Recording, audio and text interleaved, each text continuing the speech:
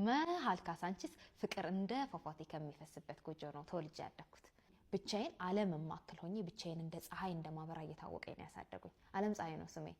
ድክመቴ ርህራሄና ፍቅር ነው። የምሸነፈው በሁለቱም ነው። ዓለም በቁስ እንደማያንበረክከኝ ያውቃል። ማኔጅመንት ዲግሪን ከአዲስ አበባ ዩኒቨርሲቲ እንደጨረስኩኝ አካባቢ በትግሉ የሚባል ፍቅረኛ ነበረኝ።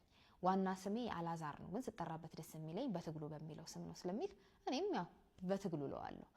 እኔነቴንና ማንነቴን ካላዛር ይልቅ በትግሉ የሚለው ስሜ የበለጠ ይገልጸኛል ይል ነበረ። ጥቁር ነው ግን ብዙ ቅንድብ አለው እና ይሄ ብዙ ቅንድብ ያለው ልጅ የሚባል አይነት ሰው ነበረ። ይሄኛው ፍቅረኛዬ አንድ ቀን ከከተማ እንውጣ ተባብለን በመኪና ወደ ሐዋሳ እየሄድን ነበረ። ስልኩን ከመኪናው ጋር በብሉቱዝ አገናኝቶ ሞቅ ያለ ሙዚቃ እየሰማን በመሃል ስልክ ተደወለለት። የተገናኘው ስፒከር ሳይቋረጥ ስልኩን ያነሳው። ሄሎ በትግሉ ነህ? አዎ ነኝ። እንዴት ነህ በትግሉ? አቶ ከበደ ነኝ የእናትህ ጎረቤት። እንዴት ነህ? ደህና ነኝ። ፊቱን ቅጭም አደረገ። ስልክህን አጥቼ በስንት መከራ መሰለ ያገኘው። ኧረ እባክህ ግድ የለህም እናትህን ያት ስንት ጊዜ ሆናት ያልጋ ቁራኛ ከሆነች። ኧረ ተው በትግሉ ሰው በጠየቃት ቁጥር በትግሉን ጥሩልኝ ትላለች። ያላባት አሳድ እደውላለሁ ጋሽ ከበደ አሁን እየነዳው ነው ብሎ ስልኩን ወዲያው ዘጋው።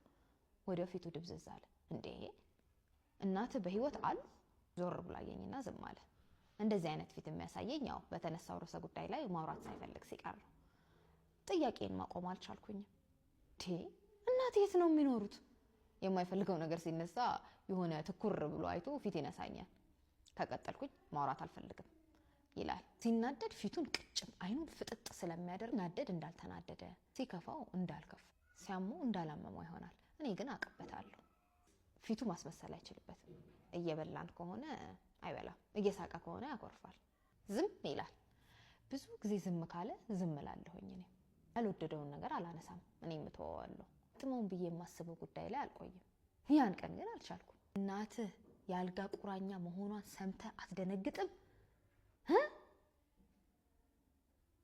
ልጄ እያለች እሺ፣ የት ነው እናት የምትኖረው? እናት ሆና ልጅ ሳትሆና ትቆራለህ? እንዲገባኝ ስላልቻለ ብቻ ጥያቄን አከታተልኩት። እሱ ዝም ብሎ ብቻ ወደፊት መንዳቱን ቀጠለ። እኔ የምናገረውም ሆነ የምጠይቀው ከጆሮ ያልደረሰ ያህል ፊቱ ላይ ምንም ለውጥ አይታይበት። ወይኔ በስመ አብ ጭካኔ! አሁኑኑ እናት ያለችበት ሄደህ እንጠይቃት በምትወደው በእግዚአብሔር በትግሉ እናሳክማት። ስወድህ አሁኑኑ እንሂድ። ዓለም ፀሐይ በማያገባሽ አትግቢ። በዚህ ጉዳይ ማውራት አልፈልግም። ፈርጠም ብሎ እንደዚህ ያለ እናትህ አሟት ፈልጋ ችለህ ላትሄድ ነው? እኔም ባይ መቆጣጠር አልቻልኩኝም። እንዳላወራ አገደኝ። እናት ላይ ይጨከናል? እሺ ለምን? ተይኝ እኮ ነው የምልሽ ተይኝ ብሎ መሪውን መደብደብ ጀመረ። ትላንት የተዋለለትን ውለታ እንደሚረሳ የማይረባ ሰው የለም። እናት ላይ ቂም ይያዛል? አልኩኝ ነው ይባላል። አንድ ቀን እንኳን በጨዋታ መሃል አንስቷት አያውቅም። ይህን ሁሉ ጊዜ አብረን ሆነን አንድ ቀን ሁሉን ነገሩን ሚስጥር ማድረግ፣ ሁሉን ነገሩን ማወሳሰብ የጤነኝነት ነው እንዴ? እኔ እኮ ፍቅር ብዬ ነው ይህንን ጠርጣራ ማንነቱን የተቀበልኩት።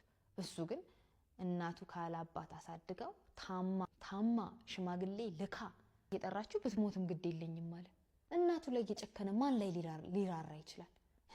የገዛ እናቱ ያላሳዘነችው ለማን ያዝናል? እኔ ያልገባኝ እንዴት የሰው ልጅ ሆኖ እናቱ ላይ በቁርጥ ቀን ይጨክናል? ብቻዬን በዝምታ ተብሰለሰልኩ። ጠርታ ታማ አንተ አውሬ ነህ እጣልሃለሁ አልኩት። ዝም ብሎ አየኝ።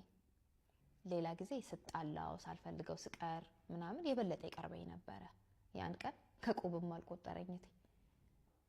ልክ ቱሉ ዲምቱ ስንደርስ አውርደኝ እንደውም የትም መሄድ አልፈልግም ካንተ ጋር አልኩት። መኪናውን ወደ አዲስ አበባ ዞረው ምንም ሳናወራ ተመለስን። እኔ ግን በስልክ የሰማኋቸው ሰውዬ ድምጽ ያቃጭልብኝ ነበረ። ያላባት አሳድጋ ላገኘችው ሰው ጥሩልኝ እያለች ነው። ያልጋ ቁራኛ ሆናለ። ከዛ ጊዜ በኋላ ከበትግሉ ጋር ተገናኘንም። ጠላሁት። በጉብዝና ወራት እናቱ ላይ ከጨከነ ጋር ምን የጋራ ቋንቋ ይኖረናል? የበትግሉ ሳይድ ኦፍ ስቶሪ ደግሞ ይቀጥላል በፓርት 2 በመኖር በኩል በአድሃኖም ምትኩ።